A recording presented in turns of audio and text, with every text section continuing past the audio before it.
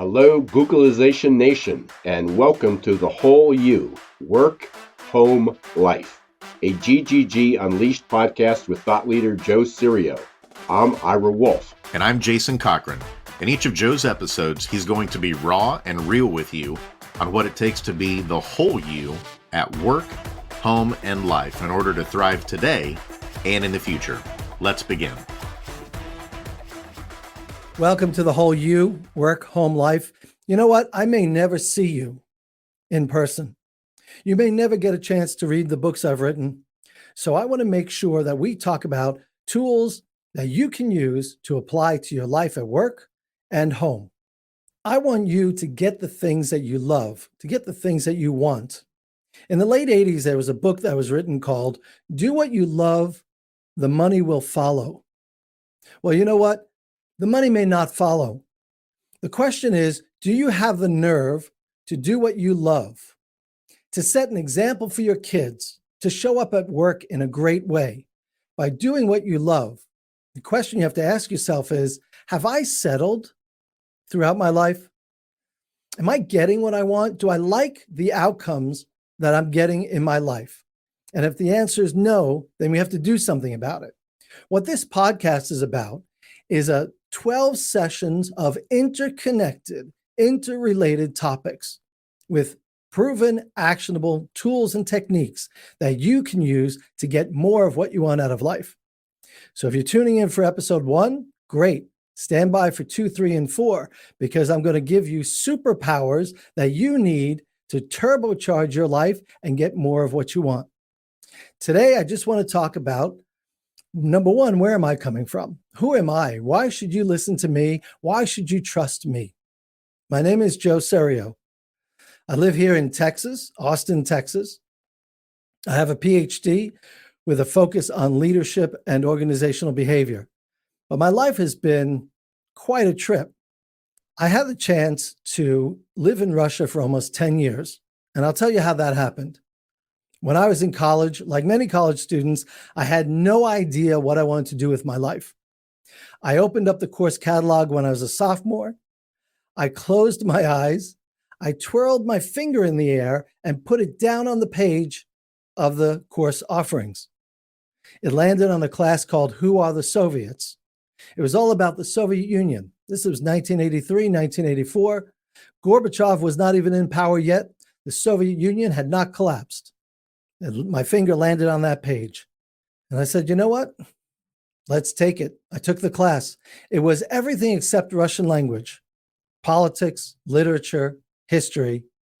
And, it was pretty cool. I found it really interesting.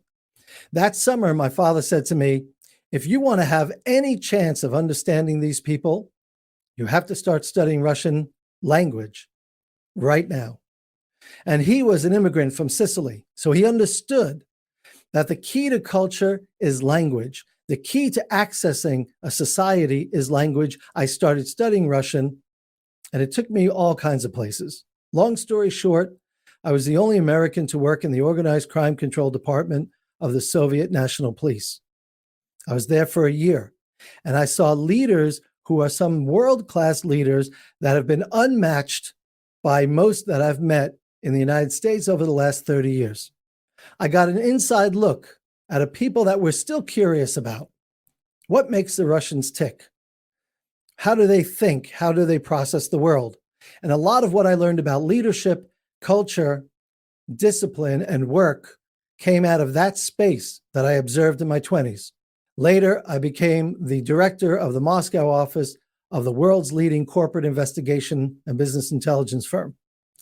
For 5 years, I worked for the CIA, undercover in the former Soviet Union, at a time when virtually the entire CIA network of Russian spies had disintegrated because Aldrich Ames from the CIA and Robert Hansen from the FBI had given up that entire network.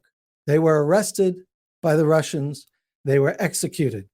So when I came along in the early 1990s at the boom of the Russian mafia, the CIA did not have a network in place. I'm going to tell you in the course of this podcast how I was able to get access to KGB files, how I was able to win over friends, and get my hands on information, the likes of which the CIA had rarely seen throughout the 1990s. We're going to talk about how I grew up a little bit. I am the ninth of 12 kids. What does that mean? How does that impact how you process the world? I grew up under a roof with 14 people, and I was an observer, not a talker. So I learned a lot about human nature and human behavior just from sitting around the dinner table. And we'll talk about how to read bodies, how to process what people look like and how they act and how they show up, because we're going to apply it to work. And it's going to be about how can I better, more effectively interact with different personalities at work to get more of what I want and to get more of what my organization needs in order to succeed. I also spent about 1.5 years in China prior to the modernization. That opened up a whole gateway of experience and opportunity. Again, to see how does human nature function, regardless of culture, regardless of boundaries, regardless of country. There are certain things that human beings always do. We're going to talk about all of that and how it applies to you and take the lessons that I've learned and show you how to move through this idea of what's possible. How can I get more of what I want, be happier, be more productive, and be successful with less stress? I had the opportunity, oddly enough, to drive a taxi in New York City. That was quite an experience. I worked as a bagel baker on Long Island. And of course, like everybody, I had a paper route and I was an altar boy at church. So a lot of these experiences, in addition to having written 20 books, I translated books from Spanish into English and Russian into English. I used to run an international crime magazine. So all of these experiences put together a mosaic for me about how people behave, about how people interact. And because it's cross-disciplinary, I can see how rules apply, whether it's writing, editing, interacting with Russians and Chinese, trying to write a book. We're talking about productivity. We're talking about time management. We're talking about self-management. That's what all this is about. And I'll tell you a reason why we're concerned about it now, especially now. You have to get clear in your mind about what you want. The world is changing very quickly. Just think about AI. I hear a lot of frightened, cynical, skeptical people talking about AI, and they're worried about the future. We can get into the details of that some other time. But in order to reduce the fear of the future that you have around AI or any other topic, the first place you start is inside. We move from the inside out. We improve our emotional intelligence. We get clear about what's happening around us and what our role interacting with that world around us is going to look like. And I have to tell you this, and after 15 years of doing trainings, interacting with all kinds of people, I can tell you, most people have no idea. Most people have no idea what they want. They have no idea how to get it. They have no idea how they continually kid themselves and then wake up one day when they're 45, 55, 65 and wonder, how did I get here? How did I miss all of those possibilities? And guess what? I was one of those people. When I was growing up, I was afraid of everything. So in this podcast, as we talk about the future of work, the future of our personal lives, and getting more of what we want, we're going to talk about fear. It's the number one driver behind most of what we do. I was afraid of public speaking. I was afraid of playing music. I was afraid of writing books.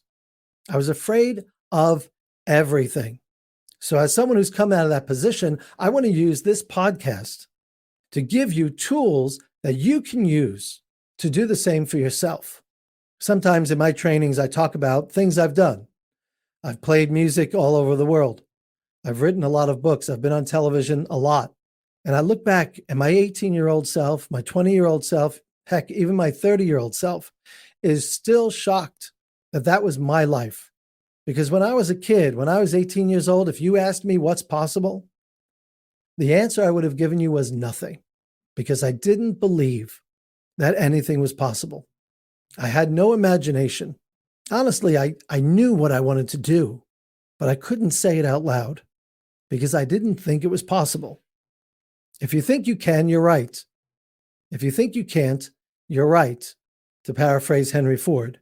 We want to talk about these kinds of issues: fear, emotional intelligence, communication, the fundamental aspects of your life, so that you define your purpose with clarity, so that you explore inside your own mind, what does a successful life look like to you?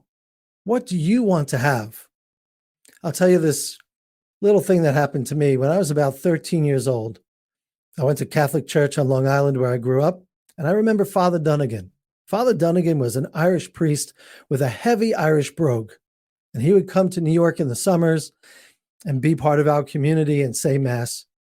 Well, I could barely understand a thing that Father Dunnigan said, but one or two things seeped through, and he said this: "You don't know the hour or the day.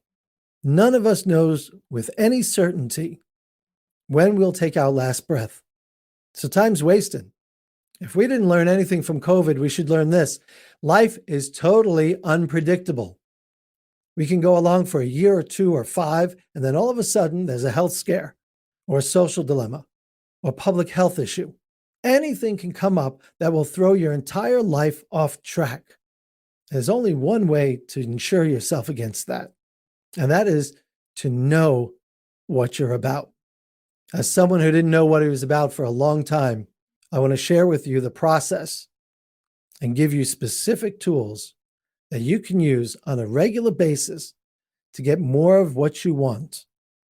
That's why this podcast is called The Whole You: Work, Home, Life. You spend most of your time at work, but you don't want that to be the meaning of your life. How do you spend more time with your family?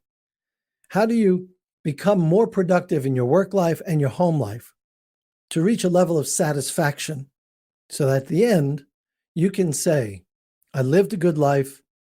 I lived the life I wanted to live. And I showed my kids through my example of what a good life looks like." The whole you: work, home, life. Next episode, we're going to talk about superpowers. And I've got 3 superpowers for you that will change your life. So stay tuned. In our next episode, we'll talk about the first superpower. This is Joe Serio. I'll see you soon. That's it for today's episode. Thank you for tuning in and digging deep into what's ahead for your future as the whole you. We'll be back next week with Joe for another episode, but until then, please visit his website for additional resources at joeserio.com. And remember, don't let the shift hit your plans.